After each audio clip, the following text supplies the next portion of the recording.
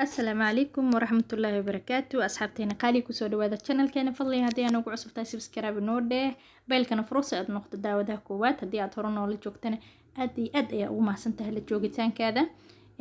asxaabtan ugu soo biirtay waxaan leeyahay aad baa u mahadsantihiin soo dhawaada gacmo furan asxaabtayni horena waxaan leeyahay nala sii jooga familku waa familkiini insha allahu tacaala leegtana inoo saara ma tahay dry face ama dadka wejiga qalalan ma ku daashay dawooyin fara badan si ay wejiga kuugu qoyaan ama dux kuu siiyaan waxaa idiin hayaa wax aad u yar maasha allah aad u fudud guri walba oo Soomaali degan tahana laga helayo jikadaadana aad ka helaysid every guri laga helayo oona laga waynininba haddii laga waayana xitaa waxaa weeye wax yar oo iska basiida weeye oo soo iibsan karto qof kasta dry face ka hotoro waxaa weeye dadka dry face kale waa inay hotoro la socdaan maqaarkooda ama skinkooda hadba wixii ku habboon isticmaalaan hadduu yahay kreemaadka gabdhaha ay marsadaan iyo hadduu yahay seeramyada oo kale iska akhri marka aad soo iibsanayso ma loogu talagalo dry face mise oil face ayaa loogu talagalay dry face iyo oil face dadka isku mid ma ahan qaarna jirkooda duxo ayuu leeyahay qaarna ma laha haddaba haddii aad ka mid tahay dadka jirkooda qaleelka ah ama facekooda qaleelka ah waxaa ku anfacaya coconut oil waxaa weeye iyadoo oilna way jirtaa oo dareere ah iyadoo fadhido oo subag camada way jirtaa marka labada tay aad hesho ayaa maxay isticmaali kartaa waxaad sameynaysaa marka hore toro haddii aad tahay dry face ama dadka wejiga qalalan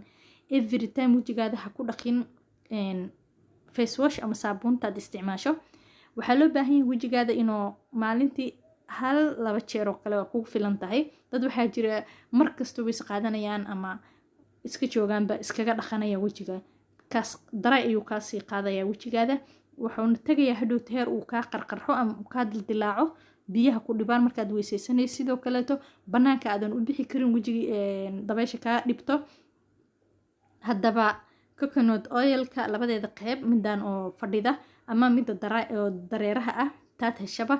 waxaa soo qaadanaysaa wejigaada ayaa soo nadiifsanaysaa markaa soo nadiifsato in yar oo saliid qubada ayaa soo qaadanaysaa wejiga aad marsanaysaa waad ku diliigaysaa ama ku masaajeynaysaa markaad ku masaajeyso in yar waska joogaysaa jirka gudaha ayay u gelaysaa saliidda gudaha markay u gasho hadhowti waxay cadceed ah unu bixin adigoo wejigaada saliid ku marsan yahay cadceed ayaa kusoo qabanaysaa marka waxaad sameynaysaa gurigaada iska joogaysaa waa iska dhaqaysaa haddaad doonto inaad baxdo 30 daqiiqo 15 daqiiqo maalintii hal jeer haddaa marsato ama 2 jeer kugu filan wejigaadana maasha allah kaa qarqarxi maayo daray kaa noqon maayo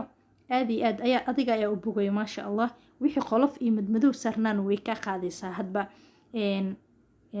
coconutka aad haysato ayaad isticmaalaysaa midda fadhida oo sida subagii oo kale iyo midda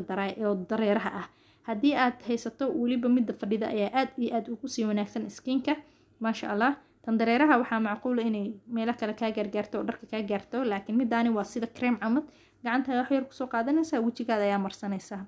maasha allah wejigaada wuxuu noqonayaa weji shaan ah oo dhalaalaya qurux maasha allah qolfihii madmadoobaa iyo wixii dhan way kaa qaadaysaa coconut oil innaba caadi maaha maasha allah soo tijaabiya ayaa idin leeyahay gabdho waa idinka warsugaya insha allahu tacaala ma ahan wax chemical kala ah oo jirkaada effect usii geynaya waxaa macquul ah daawo aad isleedahay qaleelka isaga bixi oo haddana effect kale kuu sii